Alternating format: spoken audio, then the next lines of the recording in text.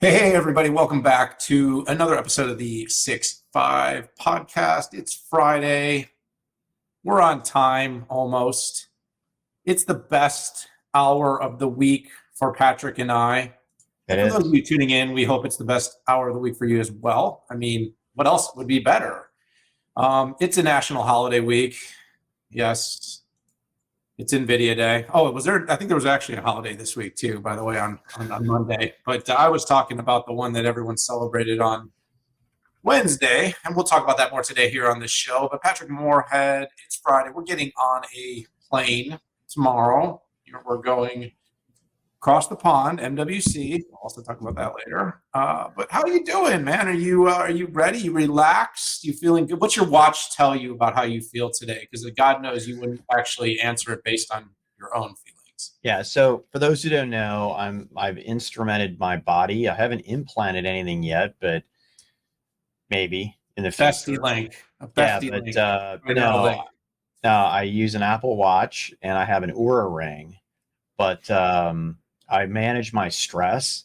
And it's not that I worry about stuff, but I've just gotten myself up into such a fit of excitement working, crushing it for the last 35 years that I kind of overworked that adrenal system. So kind of trying to, I literally have on the face of my Apple Watch a stress meter. So, when I'm here with my bestie, it's like in the teens, right?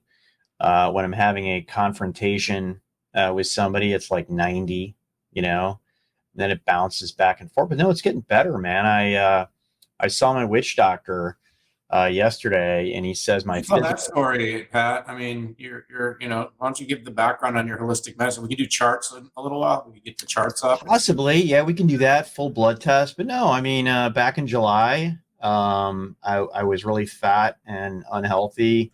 Really wasn't working out that much, and anyways, lost 34 pounds. I've kicked 2 out of 3 blood pressure medications. My vein health is up substantially, but no, I'm taking a lot of supplements, improving my gut health. Gosh, I've had like 250 different blood tests, DNA cancer test, but Why uh, don't you tell people about the medicine you take? I think everyone would be super interested in hearing about that. oh well, I think the biggest one is probably the fungus killer that I take, and that actually In the really gut? is tough, right? But I'm trying. I've got a fungus overgrowth that's going on down there, and bacteria is good, fungus is not. So I'm trying to get rid of that, and what that He's does. talking about his gut, people, by the way. No, I know, I When know. he said he had fungus down there. He was talking Yeah, about fungus down there. Yeah, I think it's yeast to be specific, but anyways, no, my health is dramatically turning around. I feel better. My blood pressure is incredibly lower to the point where I could probably get off the last one, but my doctor is like, give it another month. Let's give you the reading. We'll come back. Inflammation is way down. Heart health is way up. So I don't know, Bestie, you might be stuck with me for 10 extra years than you were thinking. You're probably like, oh my God, this guy's when going do to I be. get to just inherit all your business? No, I exactly. was gonna let it And go under, and then I was just gonna just slowly remember slide in that, there. I'll slide into your customer DMs, take them all away. we Hey, should, listen, I'm glad you're healthy, and I'm glad you've had the time to focus and dedicate to yourself. That's good. And over the last few weeks, it's been really good to talk about, some of get to know Pat a little bit more. Now we know about your health. We know where your fungus lies. It's been good to kind of understand better how you're using your Vision Pro personally. That's good. yeah, no, the We're Vision really getting Pro. inside Yeah. the head of Patrick Moorhead. And by the way, everybody, when he flies to Europe, he's planning to wear that thing. He's going to be that guy. Now, I don't think we've really redefined the glass hole category yet, Pat, but do you think there is one? Do you think people that wear their Vision Pros in public? I think your very own Anshul Shah was wearing it on a plane with a mask. I mean, he looked full on like a SWAT, like part of a SWAT team. Although I do think that look looks cool, but I have to tell Not you, bad, I am not going to be the one that bringing that. I mean, it's huge. I mean, you know how I like the light pack. I mean, I'm going to Europe for a week and I've got basically a carry-on and a backpack. So I'm not into that. Yeah. One pair of jeans, one pair of pants, one sport coat, and 4 or 5 shirts, and you should all make this happen, right? No, totally. I mean, you can turn your underwear and socks inside out. Yeah. You Where know, that, but what about the fungus? I don't know. We gotta be careful with this. All right, everybody, listen. We have derailed the show, but we've got a good one on us today. We've got a mix. We've got some earnings. We've got some big industry updates. We got a little preview of MWC. Pat's going to talk, chips, and no, we're not, no guacamole with these, no dips. This Super Bowl is behind us. We're in the silicon era. We're talking semiconductors. We're going to have a little conversation about just how far NVIDIA can go. We're going to then hammer on Lenovo, one of NVIDIA's biggest resellers, and their earnings. We've got Synopsys, we've got ARM Neoverse updates, MWC, and we've got Intel's big Foundry day. Sam Altman was there, kind of. Gina Raimondo. We had Satya Nadella, some big news out of Microsoft. I wrote a speculative piece on this one on Market Watch. It was a banger, but it wasn't nearly the banger of my next piece that's coming out. I can't tell you what it is because it ain't out yet. Patrick was on TV for like 100 hours this week. I think he's a full-on contributor now. He did a great job over on CB Closing Bell with our friend John Fort. And Pat, this was a heck of a week. Real quick though, because we are going to be talking about markets. Disclaimer: this show is for information, entertainment purposes only. And so, while we will be talking about publicly traded companies, don't take anything we say as investment advice. Patrick, let's kick right off. I mean, I started the show. I said Happy NVIDIA Week. I started this week on Twitter, Happy NVIDIA Week. It was actually more ridiculous than I thought it was going to be. The stock's now trading at over $800 this morning. So the 200 they gained an AMD. They literally had a little bit of a pullback before, and they grew by an AMD $270 billion of market cap gain in the wake of its huge growth. What happened, Pat? So first of all, it was definitely the circus. They literally, there were countdowns on the earnings coming up on CNBC, right? Kind of like, days till Christmas or something like that you would like as a kid. And, I haven't seen this. I have not seen this exuberance since .com 1.0 when Cisco was essentially the NVIDIA. It's miraculous. But hey, what did they do? I mean, they beat on revenue by 7.5%. They beat on EPS by about 11.5%, which, by the way, was the lowest beats percentage over the last 4 quarters. But it was the exuberance that the gravy train continues on, and it looks to me like NVIDIA is becoming very much a retail stock, and the impact of that has its pluses and minuses. But when you grow by an AMD after you beat by 8%, this is what happens. And it was no mystery, right? When you look at the size of the different businesses that NVIDIA is in, is they blew away data center, right? 18 billion. By the way, 7 quarters before, data center was 3.8 billion. I mean, it's just same size as gaming, right? Yeah, absolutely. Yeah, gaming back in the first quarter of fiscal year 23 was 3.6 billion. So they were basically the same size.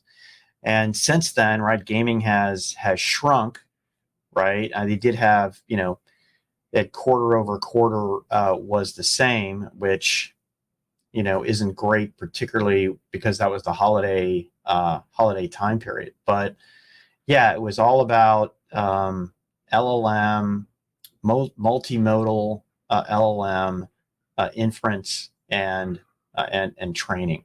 So it's so funny. CNBC was kind of racking their brain. I could tell, like, hey, what do we talk about on this? And they asked me about automotive, and absolutely no disrespect to the folks at NVIDIA Automotive, but I just said, hey, in proportionality, right? You're looking at a $280 million quarter versus an $18 billion quarter, and overall a $22 billion quarter, it's 1% of revenue. So it's inconsequential.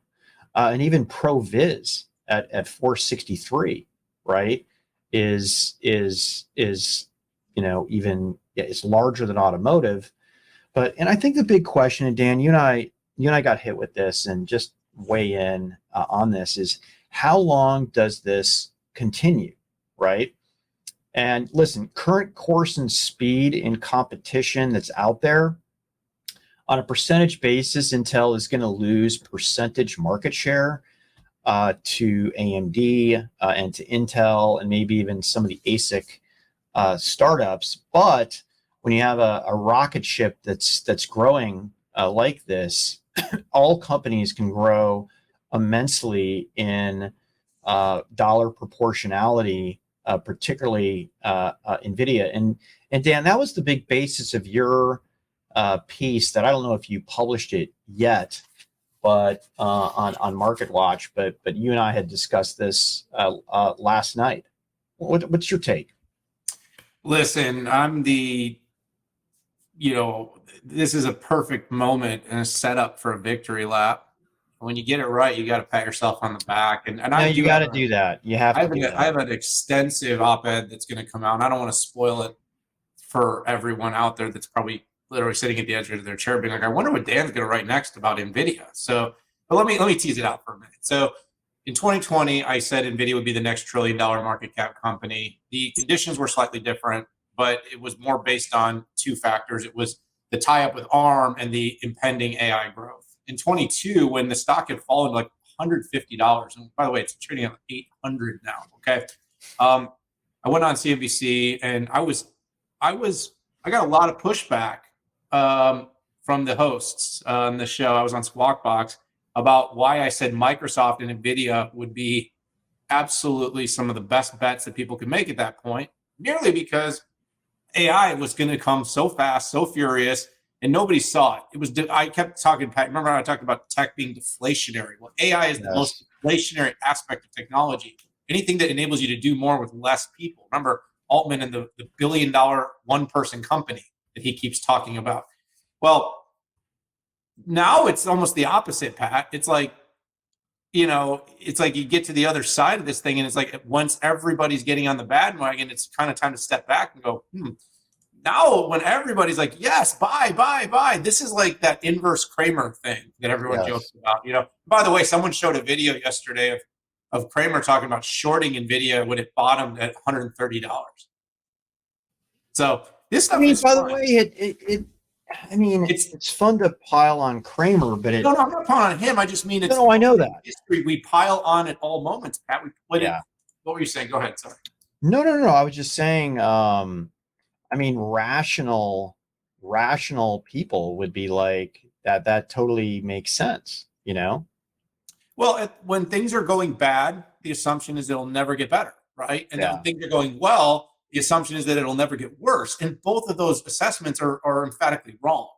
And so the real question, to your point, is how long does it continue? Well, you made a good, astute assessment that the growth is actually already slowing. Now, this is a law of large number things. You could align it to the cloud numbers and their growth. Again, none had growth that was as astronomical as what we're seeing here with NVIDIA. But NVIDIA has done this with effectively no competition. They've effectively had no meaningful competition. And so now over the next few quarters, for the first time, meaningful competition is popping up. And the second kind of factor about competition is there seems to be a meaningful consensus among the competition that they know they need NVIDIA, but they also know NVIDIA is too strong. Yeah. And so whether that was Satya Nadella talking about networking chips and basically not wanting in developing chips that would enable data flow in Azure that would not require as much dependence on NVIDIA. AWS already did this with its adoption of DGX Cloud. It did not use NVIDIA's networking. You have Google TPUs, Meta's developing its own chips, even though it's the biggest buyer of NVIDIA chips. You have Oracle building with Ampere. You just kind of go up and down the stack. Everybody wants to build their own. And then you had AMD, of course, Lisa Su's got this big forecast. And this is because there are companies that want to have a competitive choice. And also, Pat, what does it mean, like with what Intel's doing, with what Sam Altman is suggesting? These are all very speculative, but clearly Sam Altman thinks we need an alternative. I mean, he's not saying pour it all in and help NVIDIA get bigger. He's saying let's create an alternative. And so you got the different architectures, Pat. You've talked a little bit about FPGA, but definitely the ASIC architecture for very specific workloads on recommendations and filtering. Those are just a couple of, for instances. You got power requirement issues that are to be considered. And GPUs are good at a lot of things, but they're not great at any one thing. It's kind of how they're designed, a lot like general purpose CPUs. So all these things are kind of just a series of conditions that say NVIDIA will keep growing and it'll keep being successful, but not at the same rate. And then when the rate slows down, investors, especially retail investors, are fickle. Like, oh, they're only growing. So Pat, next quarter will be the first time that the company is growing on a year over year against the generative AI boom quarters. So what if next quarter, after they grew 250% revenue a year ago, they only grow 25% over the 250%? People are going to be like, oh my God, it's slowing. It's like, well, it's actually growing really fast. And so these are all the conditions that I'm kind of looking at saying, look, they're doing great. It's just different when competition rises. And these are real competitors. These are formidable companies. And Pat, what about Apple? I mean, we haven't even heard about what Apple's going to do, but I seriously doubt they're going to want to be in their vertical integration strategy as dependent on a single company as most of these cloud providers have been on it. Yeah, Apple recognizes they can't replicate that in the cloud, but I got to tell you, their cloud spend is big. Apple used to do servers back in the day, but they don't do it anymore. Hey, Dan, what would you think about is there a potential acquisition play here? Acquisition for who? For NVIDIA, right? You got to keep the growth going, and you don't know how to. I don't think they can acquire anybody, Pat. I don't see a circumstance in which I think what they are doing that's really smart is some of the seed investing that they're doing in some of these very cool startups. They've got all this excess cash flow, Pat. They're putting bets all over the market. It looks like a roulette table. There's 100 interesting startups. They're probably putting money in 90 of them right now. I mean, and there's going to create a loyalty and a commitment and access to technology and IP. I don't see any circumstance in which they could make a big deal right now. Do you? Do you think they could do it? It's such a hard thing to answer because you're trying to get in the head of the regulators who are like crazy right now, particularly over in Western Europe. So I got to say no in the current environment, even if it has nothing to do with their current market, like buying a Qualcomm, right? Or something too powerful like that. Too right? Powerful. Totally different markets. I got to tell you though, 5 years ago, that would have been a shoe-in. Yeah. Right. Well, when you look at the definition of markets, but again, we're in this wacky time where big companies be bad just because they're big.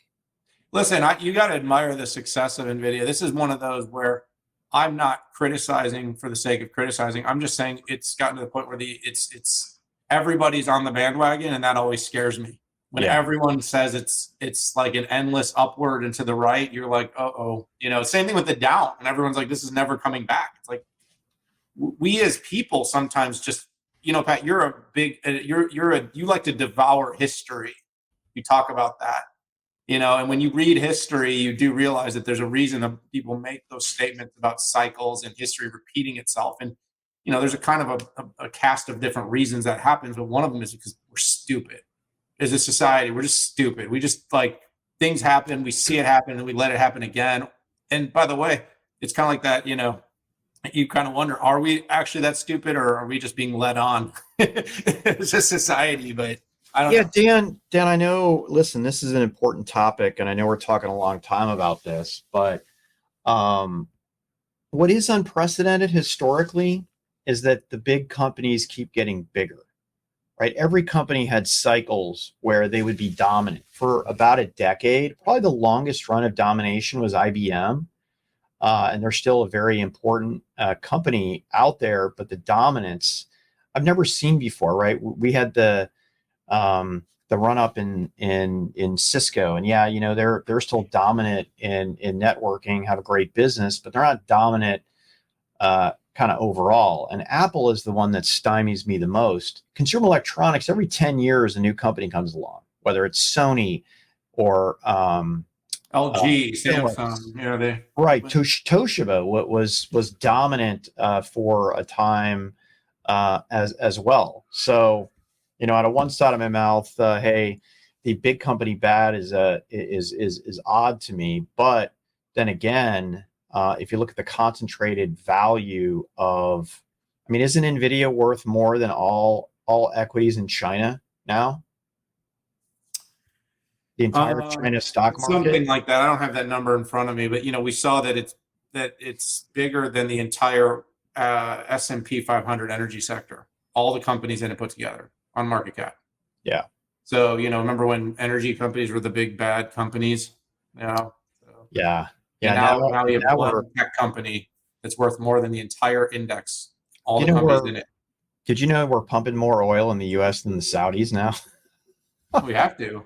We have to, because we can't make the transition as fast as everybody thinks we can.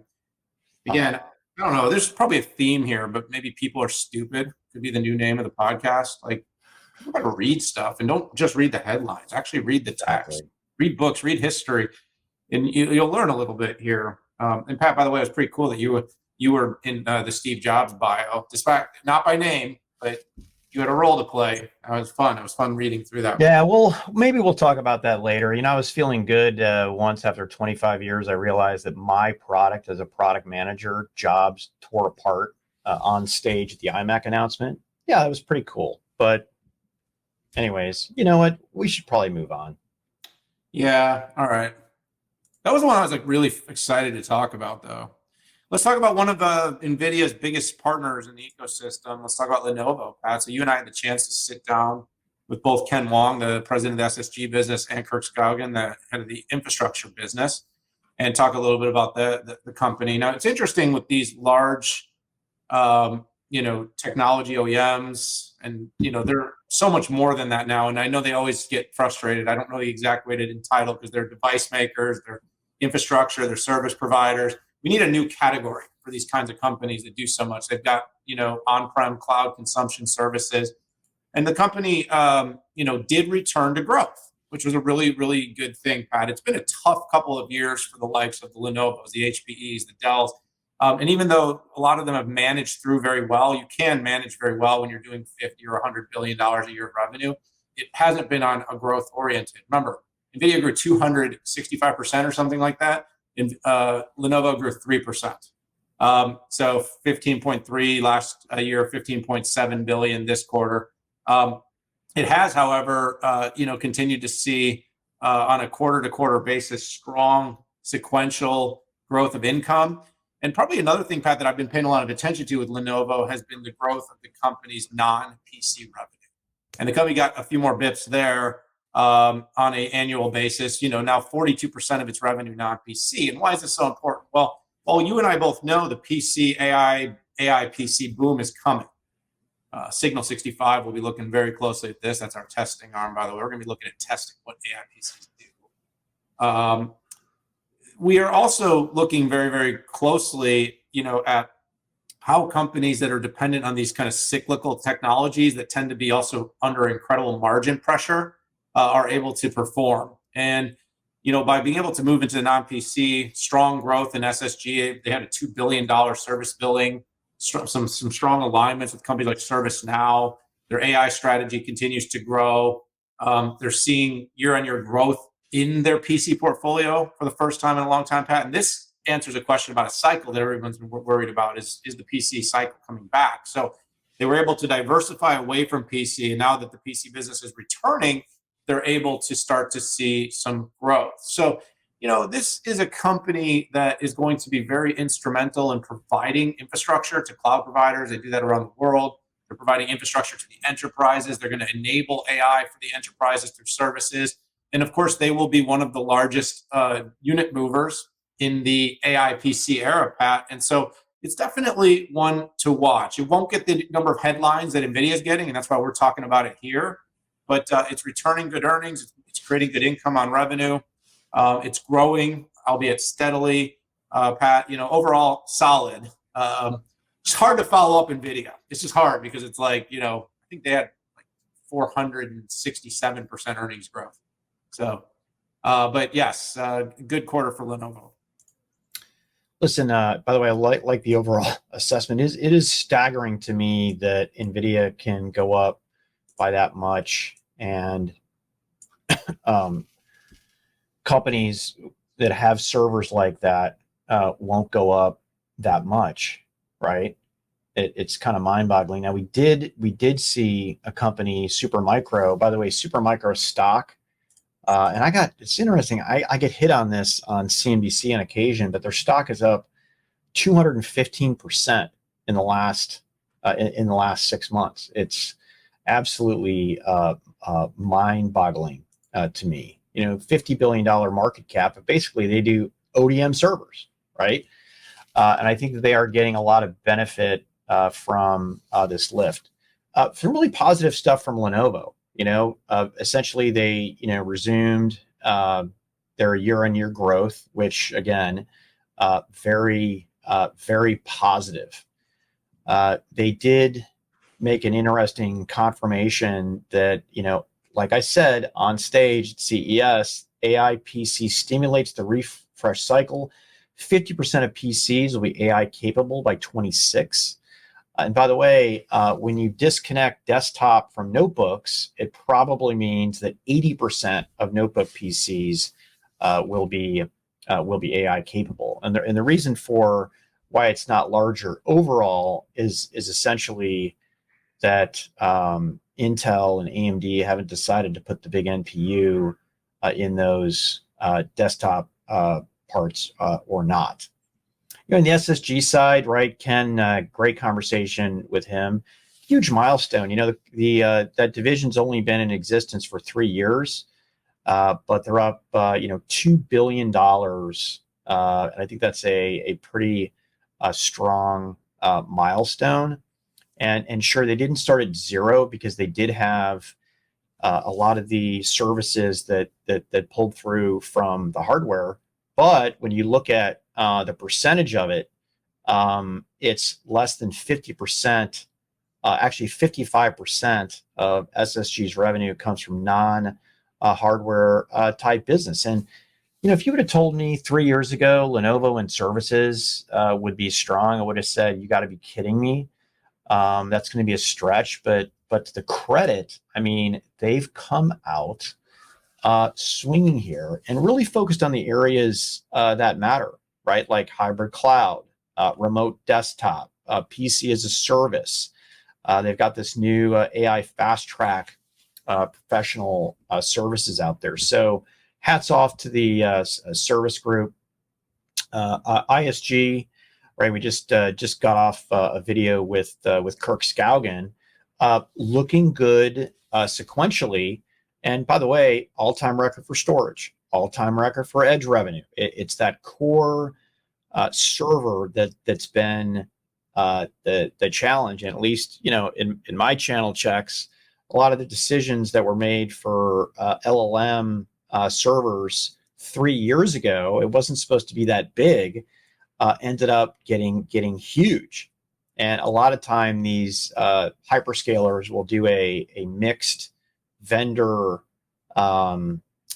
bid, and there's the LLM ones, and then there's the standard non LLMs, and that's where all the cloud guys are putting all their investment. So IDG, it's interesting. They came out swinging, right? They claim to be increasing their market share.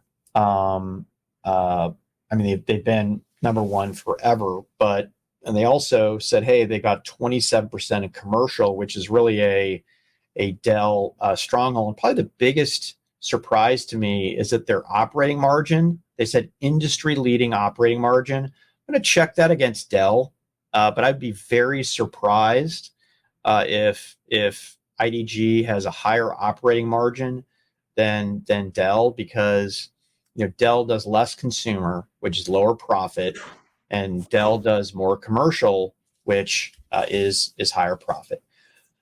Just summarize, looking forward to meeting with the Lenovo ISG team at Mobile World Congress. We're going to shoot a half a day of of videos there, and hope you can tune in. Yeah, it's going to be a lot of fun. Looking forward to doing that, Pat. That's what we do. That's part of what we do. Oh, it took us 30 minutes to get through 2 topics. Yeah, we got to rock and I roll. want to be clear that I thought the 8 minutes we spent talking about your fungus down below. It's important stuff, dude. We need a healthy Patrick is a good analyst Patrick. The happy Patrick. Yep. Patrick. We've got 17 minutes. I got to get moving. Then I just kind of want to keep going back to this fungus. I don't know. Just does something. We can do a full segment on it next time. Why don't we talk about Synopsys? Because talk about a company that's got some work that it's going to have to do to support all this AI explosion, Pat. Yeah, so Synopsys is tip of the spear for all this chippery, right? Not only do they do EDA for SoCs and chips and IP, but they also do system simulation, and they've got this big potential ANSYS acquisition that should hit in 25. But listen, they beat on revenue, or they met on revenue, but they beat on EPS by 4%. They got a great lift on the stock market. They had record quarterly revenues of 21%. Big op inc increase at 3.5%. But no, I like the way that they came out and talked about their industry first, right? First GAA, that's gate all around, ARM Cortex X tape out, leading mobile supplier. By the way, this is a company you have to listen to the earnings call to actually get it. But they had some really great highlights on AI, showing how it's getting, DSO.ai drove a 20% revenue uplift, winning multi-die package designs, record revenue and software integrity. But no, very solid thing. And I'm really interested to see, I think that Synopsys is going to be one of these power brokers, like big power brokers in the next 5 years. I don't know if they'll be the next NVIDIA, but I got to tell you, this space is so hot. It's democratizing the way that companies can do design, right? It would have been nuts to think that an AWS or a Microsoft could develop their own SoC. But with tools from companies like Synopsys and Cadence, it's the real deal. Yeah, I had the chance to talk to their CFO, Sheila Glazer, and it was good to get the kind of rundown. I think you said something that was worth double clicking on, Pat, and this is not a company that you can just sort of tap in for a moment and get. What they're doing is so important between the second largest portfolio of IP for chip makers, as well as EDA. And now the ANSYS deal is going to make them an even bigger power broker. By the way, the size of that deal is not, immaterial. I mean, you look at that. That was like, remember how big you thought the AMD Xilinx deal was? Similar in size. Why is this? Because this era of building chips, this multi-trillion-dollar sort of economic expectation, and you can talk about whether that's chips, infrastructure, electricity, design, whether it's packaging, like all the different things that go into that. But there's a lot of complexity, and there's also a lot of companies and players that want to enter the market. They want to speed execution, they want to speed design, they want to continue to advance with the most powerful designs, as well as, again, trying to address the sustainability issues, which, Pat, this is a practical version of that, not a greenwashed version of that. We're going to be deploying massive amounts of scale to compute, and that's going to require a ton of consideration. So whether it's the generative AI tools that they're using to streamline and shorten the design cycles, or it's the IP that their customers are able to license, this company is going to be more and more critical, more in the forefront of the discussion around AI. And as long as AI continues to be the boon, by the way, AI will fuel more regular compute chips. AI will fuel more networking chips. AI will, fuel more lagging edge chips. All this stuff kind of happens, and it all coincides. And I think, we always want this sort of zero sum, like, oh, it's all about the leading edge, newest node AI chip. But like, look at a vehicle. It went from a handful to dozens to hundreds to thousands of chips. This is a variety of silicon that's going to be in these intelligent vehicles. And Pat, it's companies like Synopsys that are going to be critical to the contributions required to put these things together. So, you kind of hit on the results. They're good results. The leadership of the company seems to be doing the right things operationally on margins. They moved the midpoint up on guidance. They seem to be stable on profitability. It was just an overall really good quarter. But it's a company you're going to need to spend a little more time to understand. It's not GPUs or CPUs that people kind of all get. There's a lot of very specific technical prowess that is underneath this company, but they are they're the critical partner to just about every one of these major fabless and design and manufacturers of silicon in the world. Yeah, so, statistically, Synopsys and Cadence both get, you have to buy both of them because they have some different strengths and weaknesses, but good talk. Yeah, well, I mean, we're playing the game out there for everybody that wants to know. By the way, when people kind of go, what are the other picks for AI? Like because the natural gravity is always about to pick one of two things. It's either the chip or the software that everybody knows. This is the software and IP that nobody knows is out there. And when you're kind of trying to say, what are the kind of smart companies to maybe invest in? This could be one. Again, we're not giving investment advice.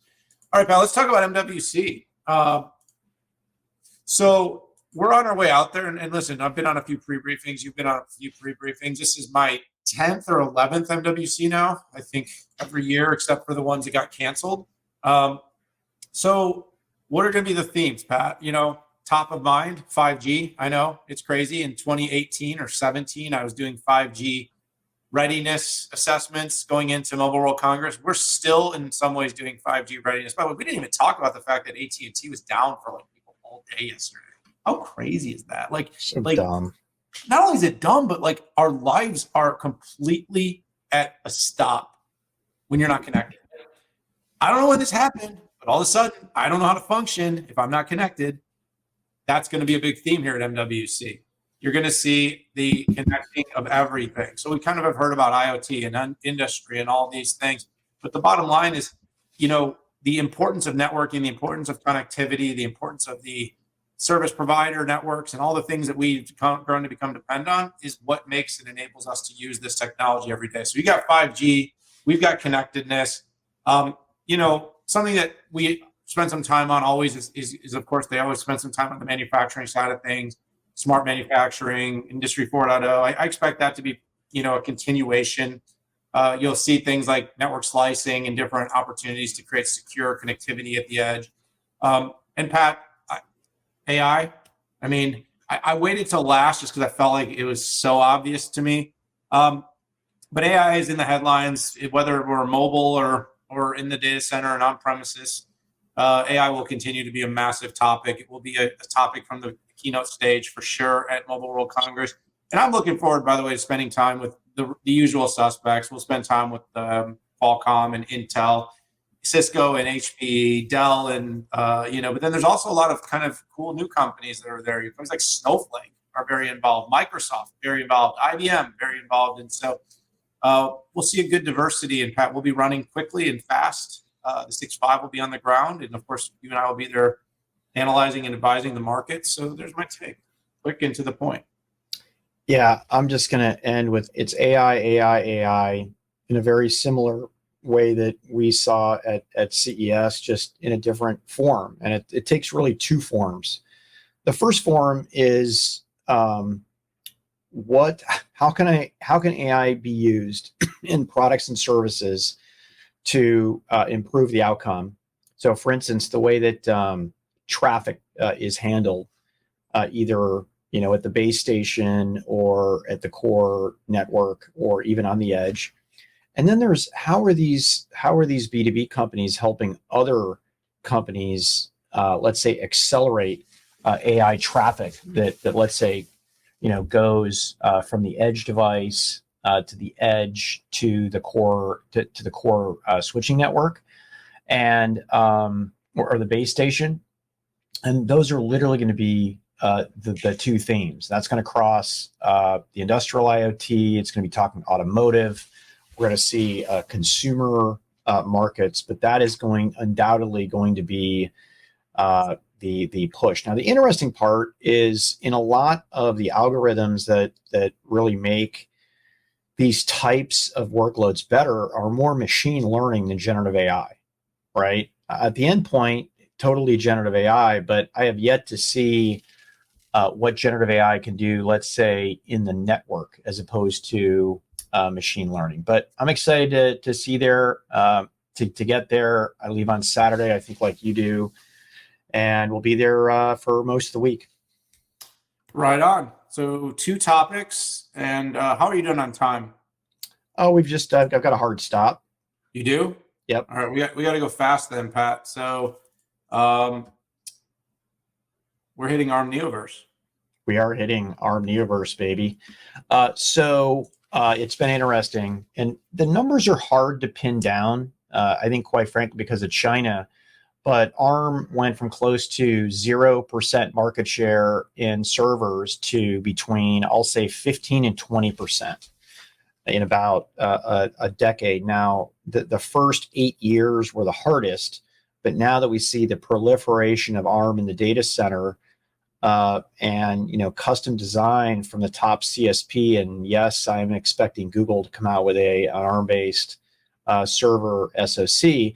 There's even numbers that say ARM has 40% server share in China, right? Which is just staggering. So they've gone from no respect to very respected, and most of the growth if you followed ARM's earnings was because of the data center. So essentially, what they came out with was a couple things. First of all, 2 new Neoverse CSS products, and I stand corrected. I was corrected that CSS is not a white glove service. It is a product. Now, that product is not just off the shelf. Every customer takes in different types of capability. In fact, Microsoft Cobalt, Azure's new, overall Microsoft ARM-based SoC, was cited as a CSS design, which I think is pretty impressive. The company also, they flashed some Gen AI and Neoverse performance again. The whole CPU, doing it on the CPU, which the industry's dirty little secret is that holistically more AI is done on the CPU than a GPU or an ASIC or an FPGA. Nobody really wants to talk about that because I think people view it as a weakness. And they talked about the new CSS roadmap without didn't go through details on it. It was basically, we've got a next generation for V3 that's performance optimized, and N, which is a performance per watt optimized. They put up some benchmarks that no, we did not run at Signal 65. But they seemed very provocative, not only on generative AI, but also versus Xeon. Yeah, it seems like this would be a good one to dial into, and definitely be good to get some testing metrics, Pat. I am going to let you have the floor on this one because we only have 3 minutes, and I want to make sure we do get to the last topic. Yeah. We'll come back. We should talk more about this. ARM continues to make great advancements, and their stock is doubled in less than a month. So doubled, everybody. All right. So Intel had a Foundry day, and this was a big one, Pat. You and I had a lot of preamble on this one, a lot of run up, there was a lot of excitement. Pat Gelsinger did his victory lap on 5 and 4. Had the chance to bring Gina Raimondo on stage to talk about the U.S. seeing. I think she called Intel a national treasure or something of that sort. And basically talked about a vote of confidence from the administration that they're going to continue to support the company. But he also got some huge backing from Satya Nadella, which announced that it would be partnering with Intel. It was able to declare, which, Pat, to some dissatisfaction, I think, about the $15 billion lifetime value of its pipeline.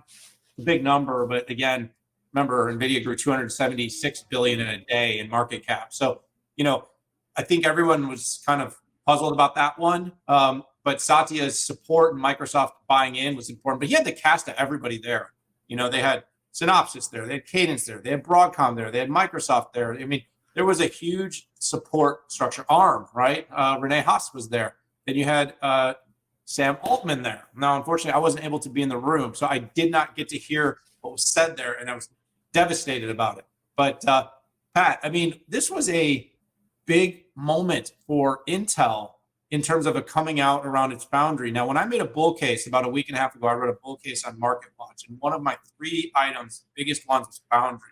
Yes, the company has improved its process. It does commit itself to technology leadership over the next couple of years.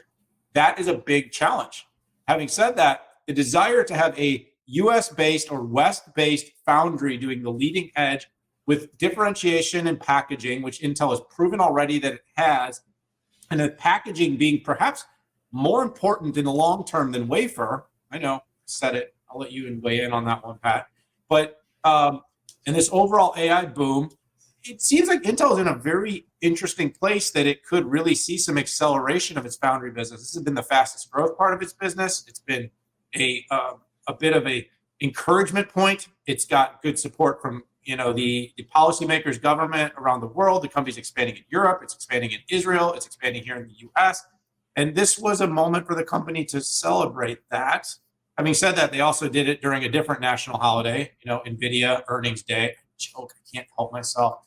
But it was a big day, Pat. It went all day long. So I know you got to run. I wanted to talk fast, hopefully give you at least 60 seconds to a minute, 2 minutes, whatever you need to weigh in on your side. And we can come back to this later, talk more about it as it makes sense. Yeah, we had Intel Foundry, I guess he's the CEO now, Stu Pan, on the 6.5. And what's interesting is you go back and read that interview and you read between the tea leaves, there was a lot of confidence and hey, you really should join us for Direct Connect Day. And they delivered. I didn't expect a major customer announcement like Microsoft. And yeah, I got caught up in the, it was a $15 billion contract, but it ended up that's $15 billion so far overall lifetime value for the entire IFS business, which, by the way, is up 50% from Intel earnings day. So I think that was a pretty big deal. Listen, 3 years ago, I caught up with Pat Gelsinger right as he made a re-entry back into Intel, and I wrote a piece that essentially said, if they execute on this, and the other, they will be back. I can't tell you the attacks that I got on that, but here's the deal. I was Intel's biggest customer. I was at Compaq. I was Intel's biggest competitor when I was at AMD. And I know this company very well and what they are capable of. I didn't Babe Ruth it. I didn't say they would. I said this is what they would have to do, that they do it. And then that turned into 5 nodes in 4 years, and everybody said there is no way. And by the way, I totally get it. After Intel stumbling on 7 nanometer, I mean it's like, why would you ever think that this would be possible? So. Really good progress so far, right? That number needs to go from 15 to 50 in short order. But if I look at, I do believe that they will do NVIDIA packaging because, and not just because, TSMC can't do enough CoWoS. It's because Intel's packaging is really good with things like Foveros and EMIB, and you'll see a lot